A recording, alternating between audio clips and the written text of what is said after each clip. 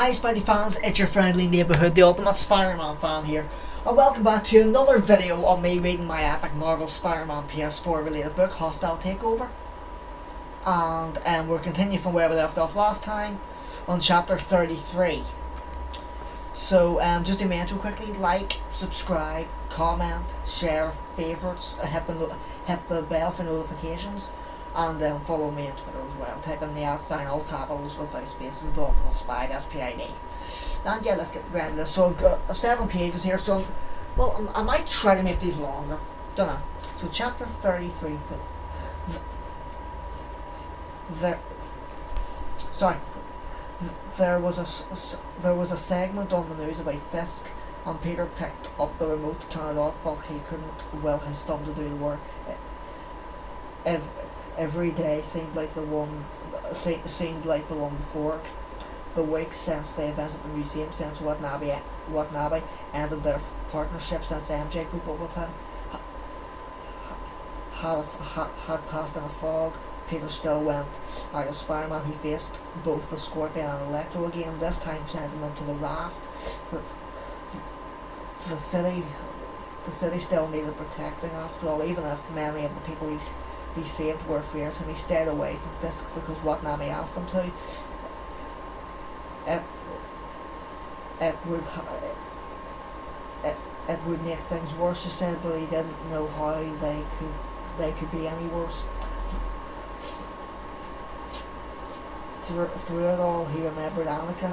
Anger flared up, but now it was mixed with despair and a sense of helplessness. Her death would remain pointless. Nothing could change that. He watched as a reporter hovered outside Fisk's car. Mayor Osborn will announce the new Commissioner of Finance in the gala, the reporter said, and there's been a great deal of speculation that his choice will be Wilson Fisk once a controversial. Sorry, Spy fans, turning the page, but I'm near the end here, so it's more awkward actually.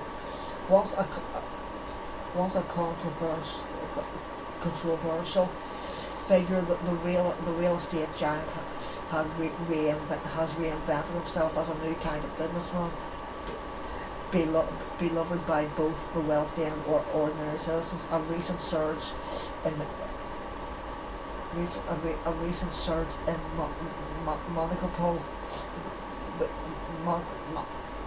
Monaco bonds serves to suggest that Wall Street favours the appointment. As the reporter talked, Fisk emerged behind him, shouted by Maya Lopez. Reporters pushed forward and shouted questions as the two made their way to a limousine. I'm not looking to become Commissioner of Finance, Fisk said. And I have no expectation that Mayor Osborn will ask. However, I stand ready to serve the city which I love, if and when I am called upon. The segment ended, and Peter managed to turn off the TV. There was a knock at the door, which he assumed was his pizza, but when he opened it, he found MJ standing there. She wore faded jeans and a white t-shirt under her brown leather jacket. Her hair was a little wind blown. She looked fantastic. Peter didn't say anything because he didn't know what to say. It had been weeks since he'd seen her. He thought about her every day, thought about visiting her every time he was returning from a patrol. She was the one person with whom he could discuss his dual life, but he didn't want to impose her. She'd asked for her space, and he was going to give it to her. Hello, MJ said. I think that's the traditional greeting. Sorry, he said, moving aside to let her in. Hello, I was just expecting a pizza. I get that a lot. She edged past him and surveyed his apartment, which looked as if the authorities had come in and ransacked his usual mess. You were never much good at housekeeping, but this is a new level. Saturday was a new law, he said. I've cleaned up. I've cleaned up since then. This is a new medium. She looked up, and they locked eyes. MJ, what are you doing here? I came to see you because you're depressed. She lifted a tower of dirty dishes from a chair, setting them gently on the floor. She examined the seat and then said, how would you know that? Because I know you, she said. Peter, we've been friends a lot longer than we were a couple. And I'm the only person you can talk to about the different parts of your life. Just because we're not going out doesn't mean we can't talk. He folded his arms. You said you wanted space. I'm pretty sure I never. There was another knock at the door. Peter beat him to it. She paid for the pizza and then searched for a reasonable place to put it down. Finally she cleared some real estate. Finally she cleared some real estate on the kitchen counter. Look. Sorry, Spidey-Fan. Look, if you don't want to talk to me, I'll go, she said, just as soon as I finish my share of the pizza. Are there any plates around? I've got some paper towels, I guess that's something.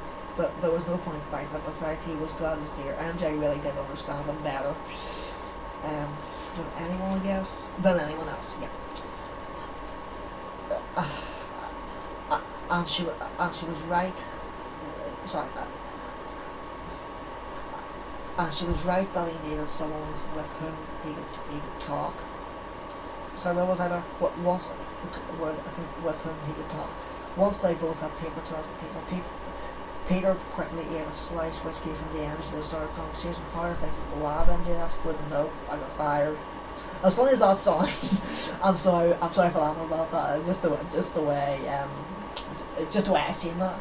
How are things at the lab? Wouldn't know. I got fired. Peter said. Oh, Peter, so began.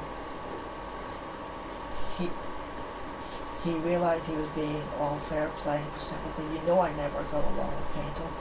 I'm going to talk to your boss about getting the job back, but I don't have the energy for that right now. Because you're busy sitting around in a messy apartment. He shook his head. I just don't know what to do. Maybe I don't have any options and have to accept doing nothing. If Osborne offers Fist that position, then he really will be impossible to stop. He'll have power and leverage and access, and the police won't be able to go anywhere near him. There doesn't seem to be any way to stop it from happening, he continued. I could go to the gala and create some chaos, but we all saw how that worked out at the museum. At best I could prevent the announcement from happening that night. In the long run, it really wouldn't make a difference. So you're giving up? You have a better idea? I've got no ideas at all, she said, but this pity party you're throwing yourself isn't doing anyone any good. Why shouldn't I feel bad? He protested. I've been trying to stop this for years. He kills people. He's killed someone I know. And not only have I failed, I've played into his hands. Now I'm out of options. I can't web this problem anymore. You're not out of opinions, she said, taking about just ideas. So get some new ones. The Peter Parker I know wouldn't give up. You can't solve this with webs, then solve it with brains. Use your compassion. Peter, sometimes you care too much about other people. It can be a problem. It became a problem for us, but it's also one of the things that makes you great. So, somewhere out there is an answer that will lead you to a third way. Maybe it's a person, maybe it isn't. You just have to figure it out and follow your heart. That's easy for you to say, snapped. MJ, what? Sorry. MJ wiped her fingers on the paper towel and then set it down on the pizza box. That's right, she said calmly. It's easy for me to say and it's hard for you to do, so maybe you should get started. She stood up. Right now you're busy telling yourself why you can't stop him. When you decide to turn that around, let me know. She left without waiting for an answer. Peter sat there with a slice of pizza dripping in his hand. He considered kicking over some furniture, but he decided that would be unseemly.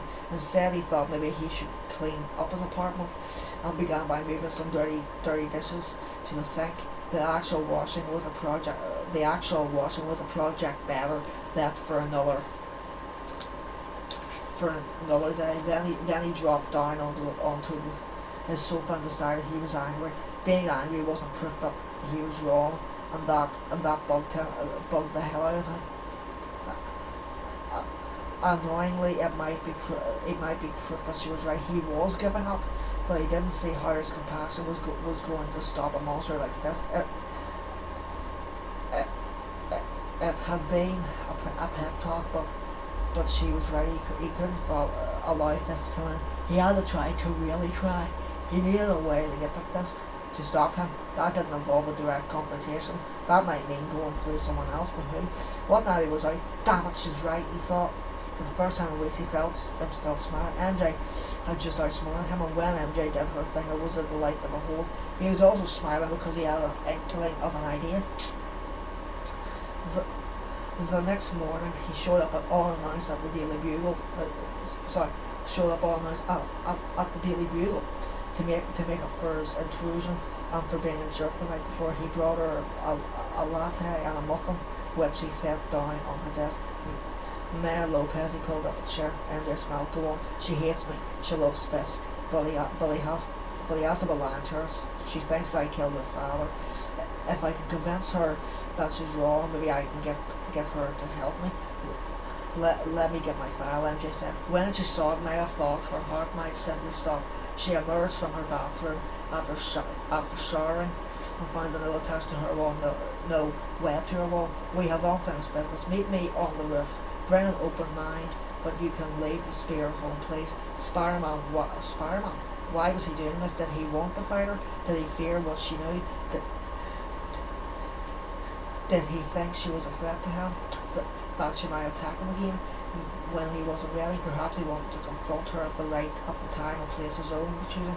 No, that made no sense. Spider-Man was a coward, a bully who hid behind a mask and pretended to be a hero. If he wanted to stop her, he would attack unannounced. He would strike her down the way he had struck down her father. It had to be a trap of some kind. She ought to ignore the note. There was no reason why she should play by his rules. Just walk away. Go into her business. Let him wait for her and understand that she wasn't a puppet for him to manipulate. But she couldn't let go. She couldn't ignore him. He had challenged her and she had the answer. Maya raced for her makeup.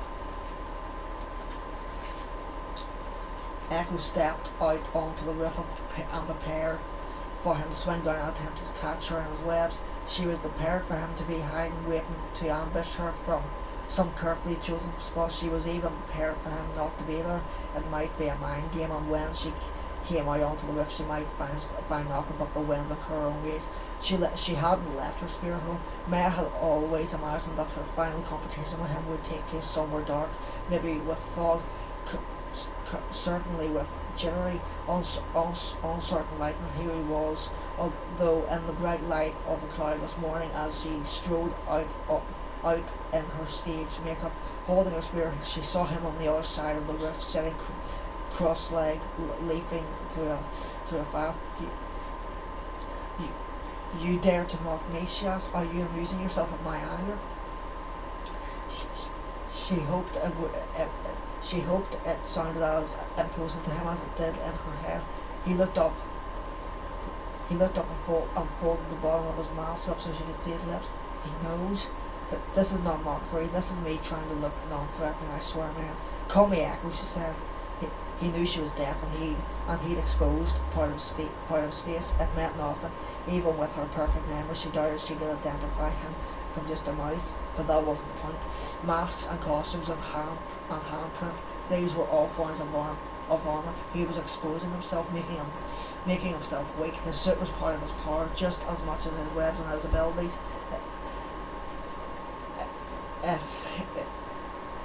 If he wished to weaken himself, he would show him strength. She charged, seeming to take his time as if he was unafraid. He rose slowly. He placed the file on the ground and shot a small strand of web to keep it in place. He then turned to face her. I do not want to fight you, he said. I want to talk. Maya thrust her spear at him, and he sidestepped it easily. She began to feel a current of doubt coursed her. She knew how to fight him when he was behaving like himself, but when he was fighting back, but he was behaving strangely. Echo didn't want to know. Echo didn't know how to counter that, yet she needed to try. She ran towards him and jabbed again. This time, she anticipated his dodge. She had seen it once, and she knew it was coming. Maya raised the spear, and his legs collided with the shaft, throwing him off balance. Spider-Man tumbled and landed on the roof. but he bounced back quickly and faced her. She braced herself, but he didn't charge. He didn't shoot his webs 20 feet away. He stood with his hands up.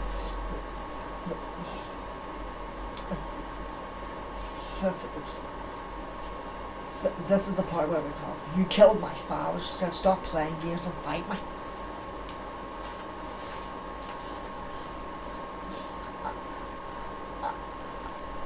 I am not playing a game, he said. Please just listen. It had to be a ploy, a trap. If she knew what he intended, she could beat him. In her mind, she reviewed everything She reviewed everything since he'd set foot on the roof. Where had he started? Where had he moved? Was he trying to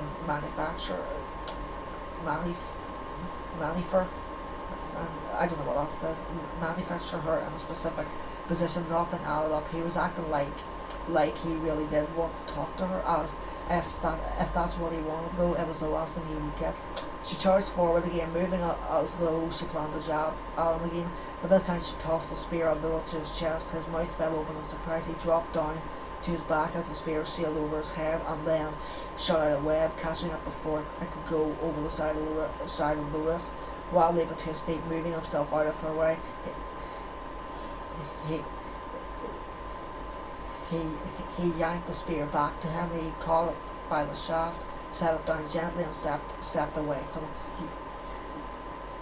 You can have it back, he said, if you promise to play nice. He took a few steps back. You think you can belittle me? She snarled. It made her furious that he would toy with her this way. Yet he stood with his hands up, palms forward. He shifted slightly so she'd be able to read his lips. I am not belittling you or playing games. I am trying to talk to you. I understand your rage. I know what it is to lose. I know what it is to lose people, but I didn't kill your father. Mary, you've been told that I did, but it's not true. You're a liar, she said, and she swung at him, but he was already gone. Already into the air, he landed and faced her. Not lying, I did not kill him, but I know who did.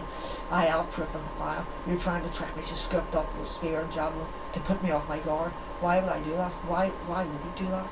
It was a good question. Why did he have to gain?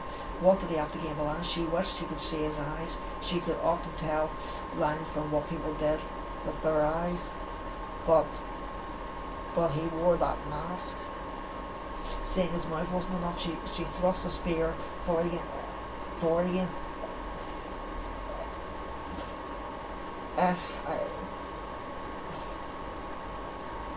I wanted to hurt you, he said, stepping out of the way, why would I come up here to talk to you? I know where you live. I can follow just about anyone without any difficulty. Ambushing someone is easy. Trying to talk to them while they try to impale you is a little harder. She took a step back and raised her spear as if to ward off an attack. It never came. Did you ever review the police file? He took a step back. His shoulders looked relaxed, as if he knew she was suffering. Did you ever look Did you ever look at the evidence? Of course I did. She jabbed at him again, pointless. He was making a fool of her, and she was letting him pull her strings. So she stopped and placed the butt of the spear on the ground, watching him.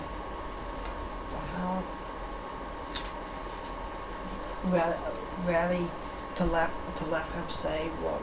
I don't know how many more pages is there here. Oh, good, I'm on the last page. Well, sorry. Ready to let him say what he had to say. She would wait for her moment, though. She would be ready to strike.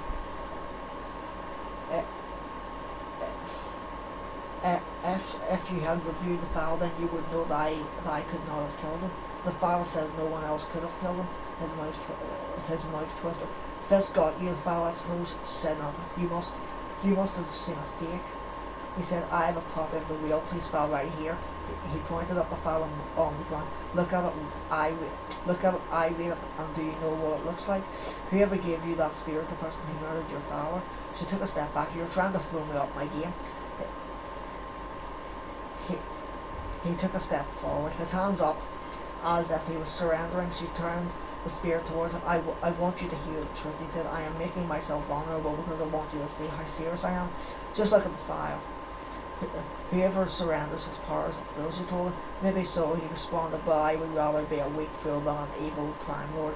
A really fat evil crime lord with giant fists. They're like, he lowered his hands and held them in front of him, making a shape like a ball. They're like crazy big. How does he, I don't know, unwrap a piece of gum with those things? They're like bowling balls made out of ham. Something strange happened, something Maya hadn't expected. She laughed. Spider-Man had made her laugh, and she didn't know what to do with that fact, because she could see he wasn't a monster. Just because a person is charming doesn't mean they can't be evil, she told herself. But even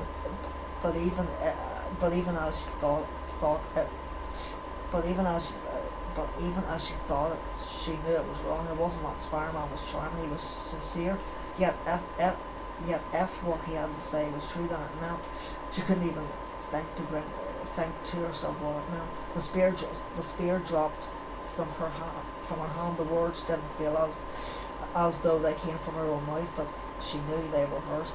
Let me see the file. How do I know it's real? She closed the file. You're the victim's daughter. Spider-Man told her, you can go to the police and request a copy for yourself. You'll find what's in here, not what Fisk has shown you. She blinked several times, rapidly. I've been living with the man who killed my father. He lied to me about everything. Yes. The other things they said about him may have said the kingpin of crime. Is that true? She really didn't know. He thought it was amazing that she could work with him, live with him, and have no clue. Maybe she needed to hide all from herself.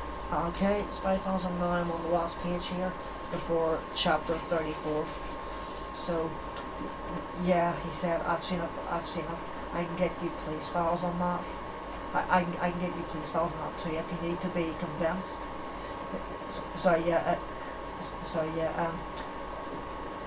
If you need to be convinced, but he's a bad guy, man. He fooled a lot of people. I guess he fooled you. He thought she was going to cry. Her face seemed so softened, but then once it was all hard line. We have to stop him. She said he has to pay for what he's done. Peter had to work not to smell. I was hoping he would say that.